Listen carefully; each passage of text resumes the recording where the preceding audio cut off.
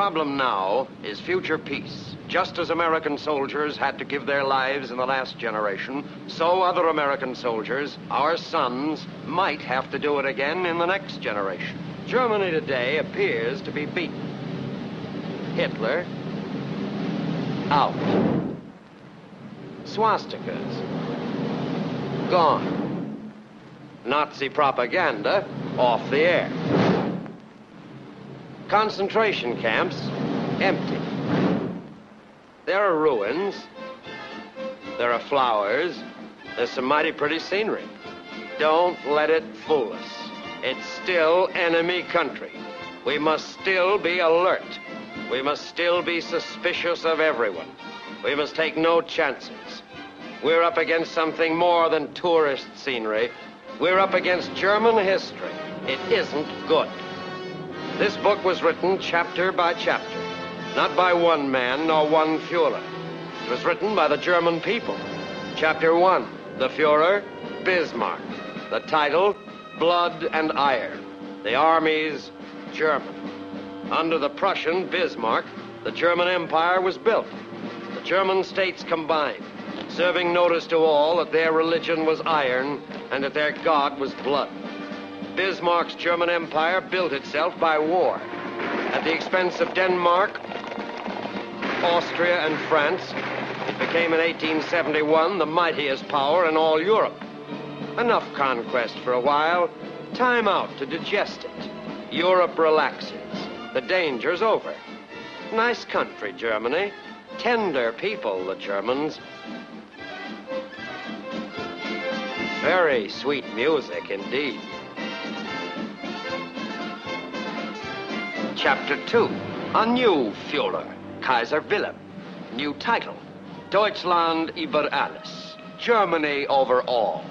And the same tender German people slapped us with their World War I against Serbia, Russia, France, Belgium,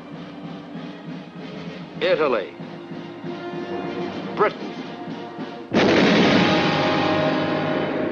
and the United States of America. It took all of us to do it, but we finally knocked that Führer out, defeated the German armies. Second chapter ended. We marched straight into Germany and said, "These people are okay.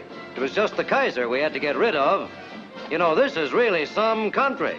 When it comes to culture, they lead the whole world." We bit, we poured in our sympathy, we pulled out our armies, and they flung chapter 3 in our faces. Führer number 3. Slogan number 3, today Germany is ours. Tomorrow, the whole world. And the tender, sorry German people carried the torch of their culture to Austria, Czechoslovakia, Poland, France, England, Norway, Holland, Denmark, Belgium, Luxembourg, Russia, Yugoslavia, Greece, and the United States of America. We almost lost this one. It took everything we had. Measure the cost in money. There isn't that much money. Measure the cost in lives. You can only guess at that figure. It took burning, scalding, drenching. It took legs, fingers, arms, and it took them by the millions. It cost hours, days, and years that will never return. It ruined the health and wealth of our youth, their past and their future.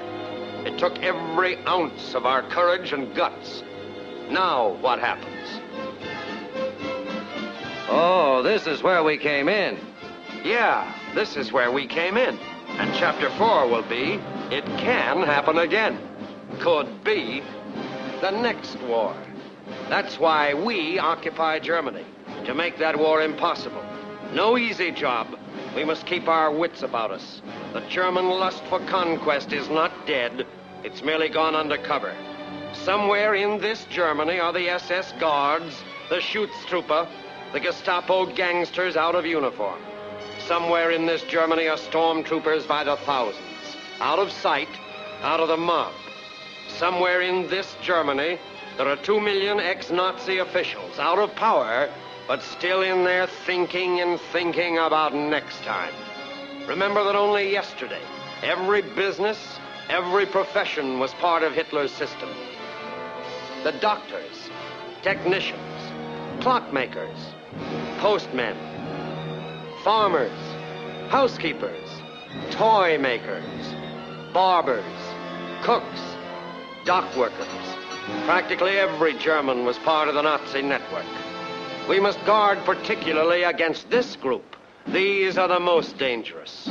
German youth, children when the Nazi party came into power. They know no other system but the one that poisoned their minds. They're soaked in it, trained to win by cheating, trained to pick on the weak. They've heard no free speeches, read no free press. They were brought up on straight propaganda, production of the worst educational crime in the history of the world. Practically everything we believe in, they've been trained to hate and destroy. They believe they were born to be masters and that we are inferiors designed to be their slaves. They may deny it now, but they believe it and will try to prove it again. And that's what we must prevent. However free of the Nazi party they may seem, however sorry, however sick of it, they cannot come back into the civilized world just by sticking out their hand and saying, "We're sorry." Not sorry they caused the war, but only sorry they lost it. That's the hand that heiled Adolf Hitler. That's the hand that held the whip over the Polish, Yugoslav, French, and Norwegian slaves. That is the hand that took the food. That is the hand that starved them. That is the hand that murdered, massacred Greeks, Czechs, Russians. That is the hand that killed and crippled American soldiers, sailors, Marines. That's the hand of a nation dedicated to a career of hate and the ruthless use of force. Sired by sneering, strutting men and bristling lords of war, the plan of the new order, yet older than slavery in ancient Egypt. The plan of perverted propaganda, of pomp and power, of monstrous military might. Mighty with the blood drained from children of the conquered countries to replenish the life of the wounded heroes of the German Wehrmacht. No place in their plan for pity or mercy, but murder had a place in the snow at Malmedy, in a field of horror where 115 Americans were deliberately massacred. And where the scorched earth turned red with Russian blood, a mother's agony fitted the scheme of triumph over helpless hostages. These were the hobnailed pleasures, the unspeakable shame of German superiority over adolescent girls, manhandled and half-stripped, from sin to sacrilege, sparing neither the churches nor the ministers dedicated to the service of God. Of 2,300 priests in only one of the concentration camps, a full 1,000 were arbitrarily put to death. This was a Nazi nightmare of misery, their malignant masterpiece. An entire generation of children conditioned to the sight of dead parents, tortured brothers, violated sisters. Everywhere the ghastly, gruesome gauntlet of plague and the tragic, haunted faces of the ghetto that recall the horrors of the Middle Ages and the medieval tortures of the Inquisition. And while the vanquished wept, remembering home and holy graces, those who worshiped force and all the Nazi doctrines cried Heil, acclaiming German ambitions to dominate the world, and strewed the path with flowers to fragrant boots bestenched by blood, approving war as the most august and sacred of human activities, exulting in a creed that proclaimed the deliberate extermination and monstrous mass murder of all who stood in the way of German plans for supremacy. From the chimneys of Majdanek belched the stink of 1,920 bodies burnt every 24 hours, amassing a total of 1,380,000 victims in this one camp alone. And with typical German efficiency, The ashes of the burnt bodies were mixed with manure to enrich the soil and raise a crop of cabbages grown with human fertilizer that once was someone's husband, wife, and child. The stark testimony of their fate in the bulging warehouses where 820,000 pairs of shoes were counted, where all the pitiful belongings of their victims became the useful property of the Nazi Reich. Even the pathetic tokens of childhood methodically listed and sorted for shipment to Germany. From Poland, Russia, France, Greece, Holland, Denmark, from every nation where men lived in hope of freedom, now nothing remains but a mute paper passport, a mockery of a man's ambitions, the folly of a woman's dreams, the tragic finish of a child's fate. They must not be betrayed by those who hope to secure peace by forgetting war. The voices of millions of dead cry out, "This time we must not have died in vain. This time Germany must not rise again." But there are millions of Germans. Some of these guys must be okay. Perhaps, but which ones? It isn't the few. The problem is the many.